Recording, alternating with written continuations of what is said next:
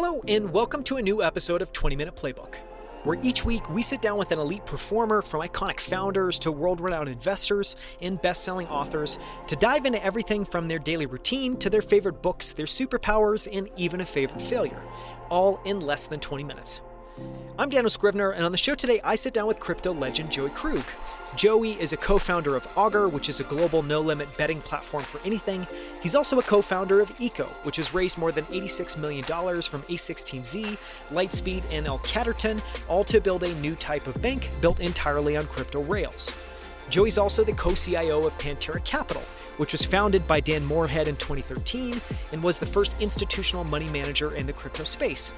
To date, Pantera has amassed over $6 billion in capital alongside absolutely eye-popping returns. Pantera invests both in new crypto, DeFi, and Web3 protocols and projects, and they also manage a liquid, more mature crypto portfolio. As the co-founder of multiple high-profile projects, as well as the co-CIO of over $6 billion in crypto assets, Joey sits in an incredibly unique position, which is why I was so excited to get him on the show. For more on Pantera, visit PanteraCapital.com. I also highly recommend subscribing to their monthly newsletter where they share commentary and thoughts on the broader crypto market. I've been a subscriber for years, and I've always really enjoyed reading through the newsletters. You can also follow Joey Krug on Twitter at Joey Krug. That's a JoeyKrug. For links to everything we discuss in this episode, as well as the full show notes, visit outlieracademy.com/77. And now, please enjoy my conversation with Joey Krug of Pantera Capital. Joey, thank you so much for joining me on 20-Minute Playbook. I'm super excited to have you on the show. Thanks for having me.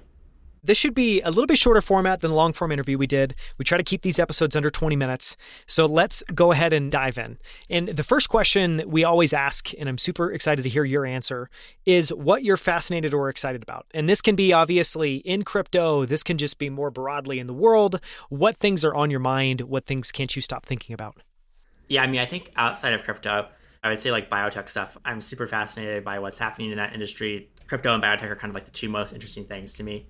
I think what's happening with CRISPR and genetic editing is going to be huge. It kind of reminds me of what I've read about what software was like in the late 70s, early 80s. I think if you just fast forward 2 decades, it's going to be like mind-boggling what's happened in that field. I think outside of that, I'd say obviously crypto. And within crypto, I'm mostly excited about what's happening with layer 2s, finally getting adopted there in real numbers, which is sort of starting to solve the scalability problem that we've had for years. And the other thing in crypto is not like a specific thing. It's more just like the concept that teams are caring more about design. Like UI, UX and stuff. Companies that we invest in are actually like hiring designers and that kind of stuff, which 3 years ago, most of them weren't. So I think that's another thing that I'm excited about. Amen to that second one. I always am slightly bummed when people are just focused on engineers. I'm like, it actually takes a lot of people to solve and build a great product. It doesn't just take code. On the biotech side, I have to ask a follow-up question there because that's an area that I'm always fascinated by. I also feel like it's hard for people to grasp. So is there papers you would point people to, a personality whose videos you watch, a company? Are there tangible things that people can look up to learn more about CRISPR gene editing in that space? I don't have great pointers on resources. I mostly just once in a while I'll read latest research papers and stuff. That'd be a field where there would be like great books for it, but I'm not sure like what's out there. I mostly just read kind of latest stuff that's like in clinical trials once in a while or like what's happening on the research side, just because I find it interesting. Yeah. Something I finally subscribed to after not for a long time is Nature. And I feel like whether you just follow them on Twitter, whether you follow them on the internet, they have great stuff and a lot of it is kind of biotech related. We talked in the other episode all about crypto investing, Pantera Capital, about your investing superpowers. What are your superpowers much more broadly? You're clearly somebody who I think is very smart, very technical. When you think back in time, look back in time, what do you feel like was there early on that is still a superpower that's helping you today?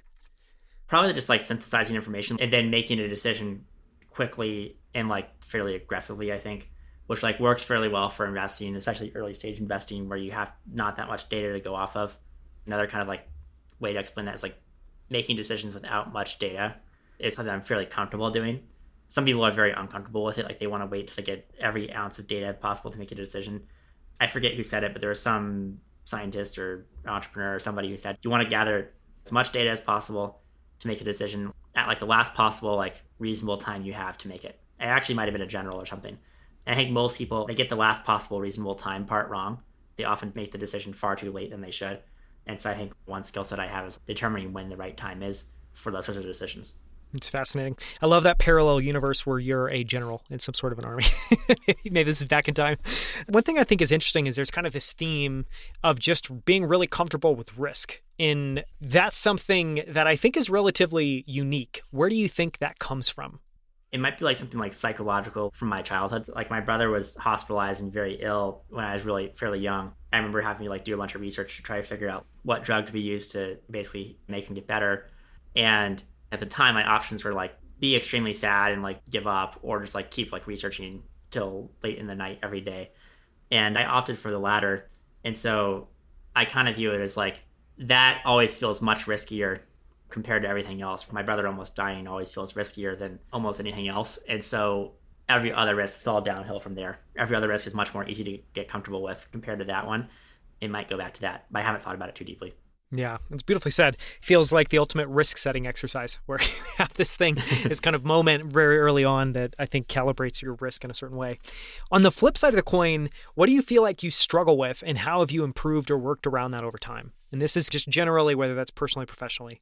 Yeah, I'd say probably like softer emotional stuff. For instance, giving someone feedback. Tell it to them very factually, but I might like accidentally do it in a way that's giving them too much feedback. They've already gotten the point, but I really hammer the point to make sure they understand it.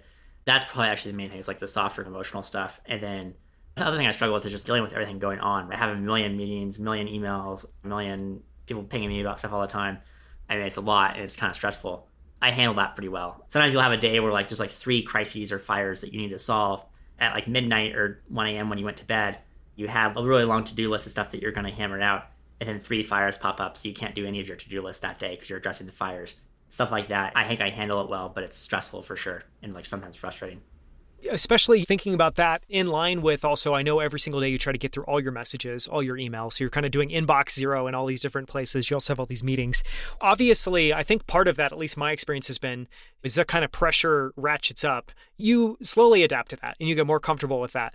But I think we also all develop our own coping mechanisms. Do you have anything that you do to try to, I don't know, either just remind yourself it's okay, take a deep breath, shut off or switch off? What do you do to, I guess, keep yourself sane?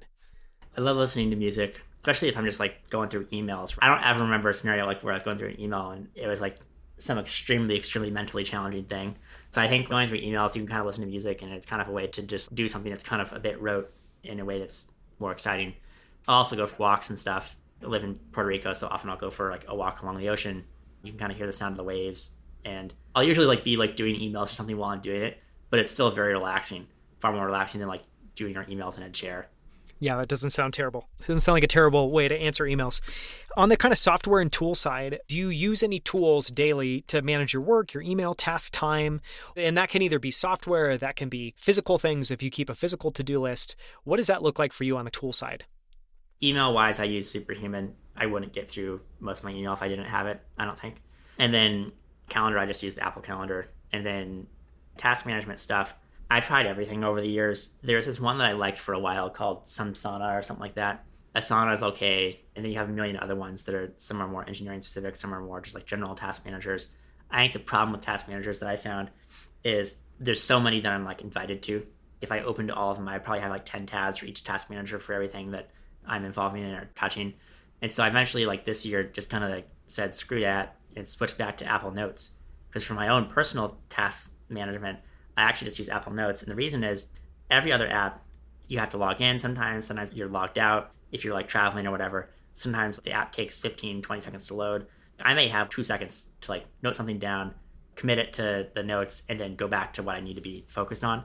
And so I switched to that, and it's way better. It's way more productive. People that I manage or work with, like we also have now like shared Apple Notes where it's like effectively like a mini Asana or task manager with like the item, current status, that kind of thing.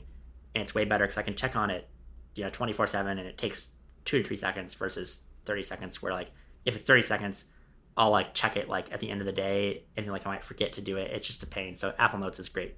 Yeah, that's fascinating. You guys have kind of built your own productivity app using linked kind of networked Apple Notes. On the personal growth side, one question we always ask everyone, you may or may not have a great answer here, but I'm curious to hear your take.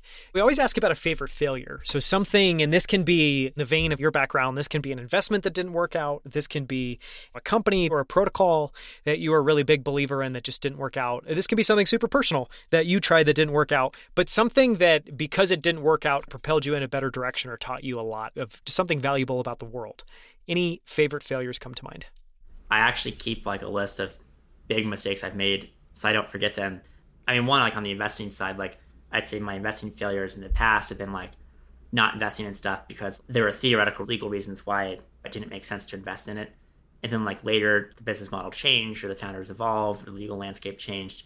Those are bad reasons not to invest in something, in my opinion. And so I've changed my opinion on that. Obviously, if it's outright illegal, I wouldn't invest. But if it's a gray area, or if it's like the founders haven't launched and they can do one tweak and make it legal, and the founders aren't sure if they're going to do that tweak, they will make the tweak when their lawyers tell them they have to. I think being too conservative there is a mistake I've made in the past. The other thing I think is just being very cognizant of where you are in the market cycle and not deploying too heavily. Like I think the lesson I learned in the 2017, 2018 cycle is you may have a very large portfolio and think, to invest X percent into Y project, you need to deploy X, Y, Z dollars. But if the market goes down 60%, you actually don't have that large a portfolio. Even if you avoid some of the drawdown, say you happen to sell and you're only down 40%, you're still down 40%. Think about position sizing in a way that's a bit more conservative than you probably actually should be. Stuff like that is another lesson I've learned. That's super interesting. You may or may not have an answer for this. This is kind of a deeper question that I think a lot of people appreciate. But in your mind, do you have a definition of success? And this can be personal, this can be professional, this can be kind of all-encompassing. How do you think about that for yourself? Yeah, I'd say for me, it would be like living a life that's like enjoyable. You're actually having fun. You're happy to be doing what you're doing. And you're making a positive contribution towards moving the world forward. I think a lot of it to me is tied to like tech progress, like moving the world forward. I really want to help push DeFi along. It's like something that's actually like quite important to me. Those things are success. Also like having like a happy family, like that's another area I think that's important. A lot of people like when they think of success, traditionally think of like financial success. I think it's more about like what positive impact have you had, not like an ESG way, but more just like have you like moved the needle on technological progress. I think it's a cool thing to like try to aspire to. It's fascinating. No one's given that answer. Just a huge focus on kind of technical human progress. Last question. What are you most grateful for in this phase of your life? I'm definitely like very grateful for the team we've built at Pantera. I think it's a world-class team and we're having a million things going on. I think back to like when I joined the firm, we had 150 million under management or roughly in that kind of ballpark. And now we have 6 billion something.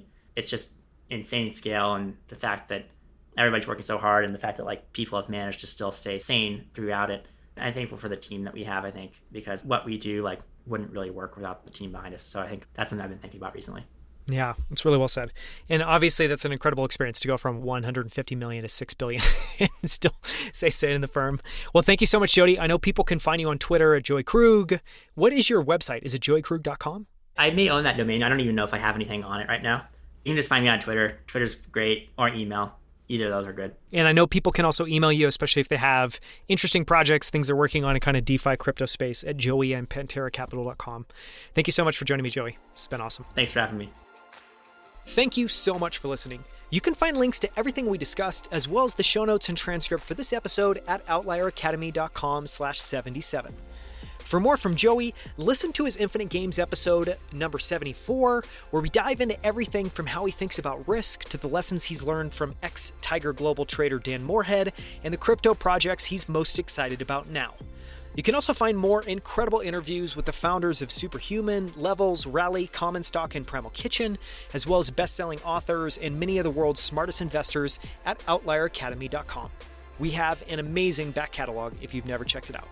And if you haven't already, check us out on YouTube at youtube.com/outlieracademy, where you can find all of our full-length interviews as well as our favorite clips from each episode.